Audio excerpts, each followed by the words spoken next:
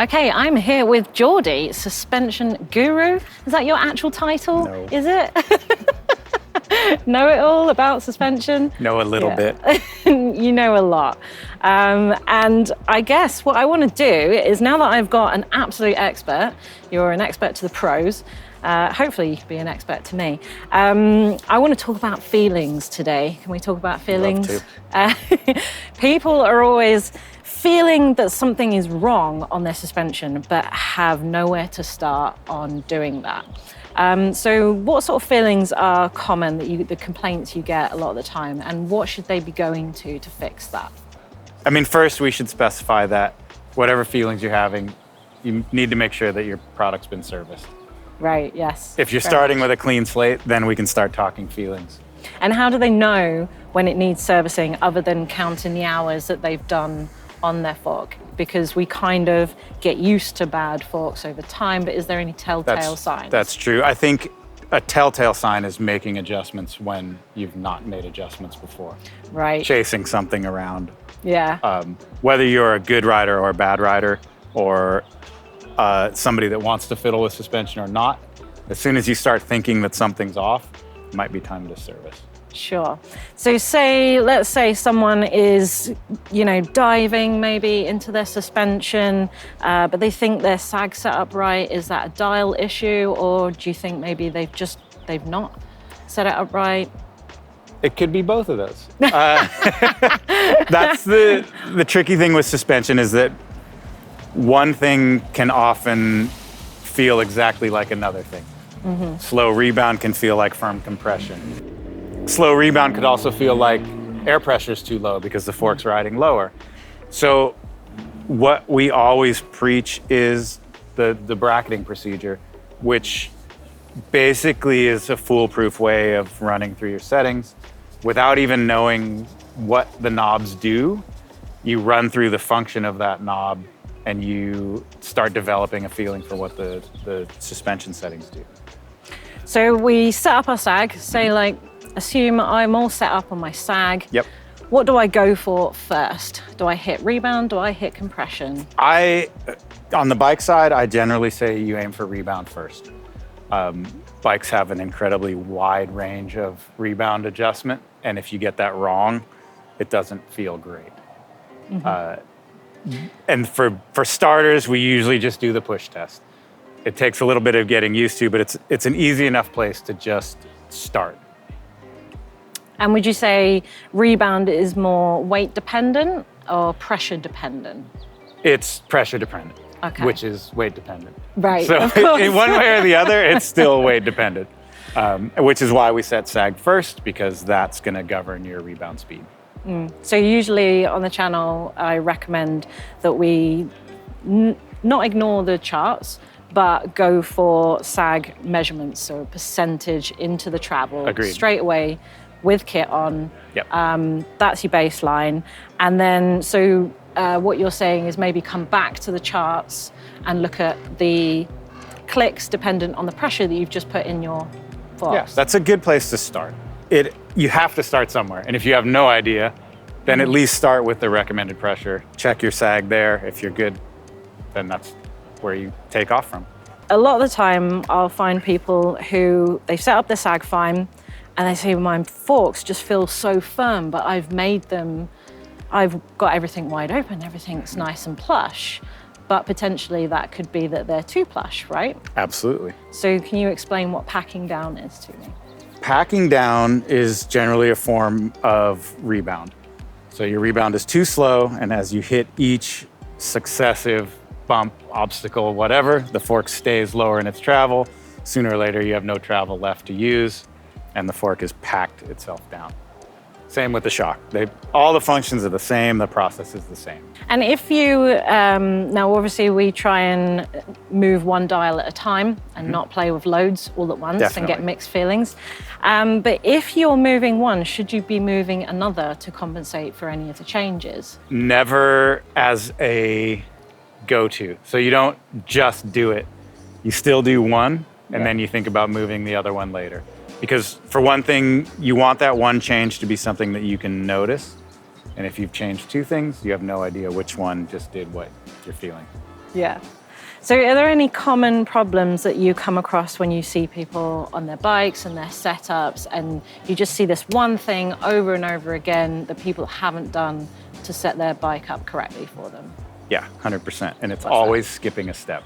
Okay, what's that step? It could be any of the steps, but it's always somebody saying, have you checked your sag?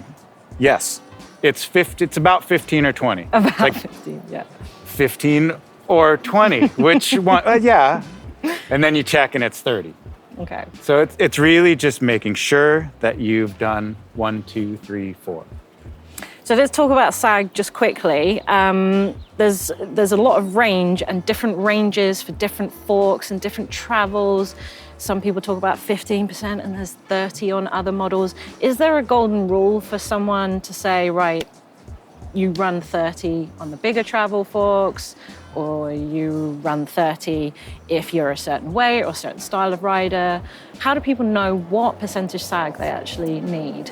I think that is a little bit, I don't think there's a golden rule, especially for forks. Shocks, I think you're in a much narrower window. You're generally 30%. Okay. Downhill bikes a bit less. Forks, from a performance standpoint, if you're much outside of 15 to 20%, you're probably doing something wrong. Right. But it does depend on the ability of the rider and somewhat terrain dependent. Flatter terrains are going to use more sag because there's less emphasis on front wheel. So as you tip it back to flat, you usually let air pressure out a little bit. And what about those people who are not average riders? Because obviously forks and shocks are set up for an average weight, an average style. So people like myself, I'm actually way outside of the chart pressure recommendations. And then a lot of our viewers are actually on the other side of the scale. Yeah. And they have less adjustability on that. They're sort of outside of the range. What do people like that need to do? Again, it depends. at all. It depends on the product. I think 90% of people will be able to get quite close just with spending a little bit of time doing air pressure. Volume spacers would be the second one. Light riders generally take out volume spacers. Heavy riders generally add them. And I think that's something that's overlooked by a lot of people. It's also in the shock. It's the same setup. You always want to look for sag, run through your settings, then check your volume spacers. If you're still somebody that's an outlier, you can absolutely look at getting suspension revalved. It is a very small percentage of people that actually need it. And again, it depends on a product. It depends on if it's something that's been spec'd by the manufacturer, whether it's aftermarket. There's a lot of little variables. I've had a couple of viewers actually contact us and said they're already running max pressure in a shock, like the full-on 300 PSI or whatever. Are those the sort of people that need to be thinking about revalving, or are they doing potentially something wrong I think with that the would be, dials? there could also be something wrong with Right, it. It's it could be. There's too much. I get a lot of Instagram questions, Right. and they're impossible to answer. Sure. There's too many variables that without actually checking, because most people just aren't telling the truth. Did you check this? Yes. Right. And then I go check it. You did not check it. There's no way. You have to tell the truth with your suspension, or you're not going to get anywhere. Tell the truth to yourself, maybe. Or do you even have a shock pump that is anywhere close to accurate? So there's a few things that you can make sure of that'll help you have a better ride. Ace. Okay. So say you've set up your fork absolutely perfectly, but sometimes it can feel awful because you haven't set your shock up. So how do people know when their suspension is balanced? Is there something that they can do to correct that, or to, diagnose it and then correct it? I think basically you run through the bracketing procedure. You do it in the front, you do it in the back, and then if you're still not feeling comfortable, you actually repeat the process again. Because if one thing is way out, it's going to affect the other thing. So if you've only done the fork and then you do the shock, you might actually have to revisit the fork again. Yeah. It can be a time-consuming process, but it is worth it.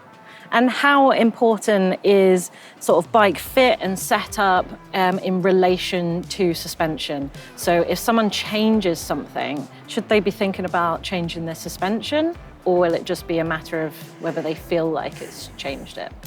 That's a good question. Bike fit is a huge part of suspension. Raising bars, narrowing bars, frame sizes, all that has a massive influence on how your bike rides. If you've changed sizes in frames, or even if you're on a medium and you bought another medium, but it's 20 millimeters longer, that's going to change your setup 100%. Okay, so we've got our bike fit perfect, our suspension's all set up. Now, how often do you think the average rider should be changing that for different locations or different conditions, different weather, if at all? I think if we take the average rider, never. Never, don't bother. You should check, Leave it alone. You should set it up. If you're talking the average racer, then maybe half of them. Right. If. It's a very small percentage it should actually be, and this includes high-level racers as well. If you're constantly making adjustments, there's probably something wrong outside of the bike. Amazing. And it's between your shoulders. Lack of strength. Excellent. Jordi, thank you so much for talking to us. Thank you. And guys, if you have any burning questions about suspension setup, let us know down in the comments below.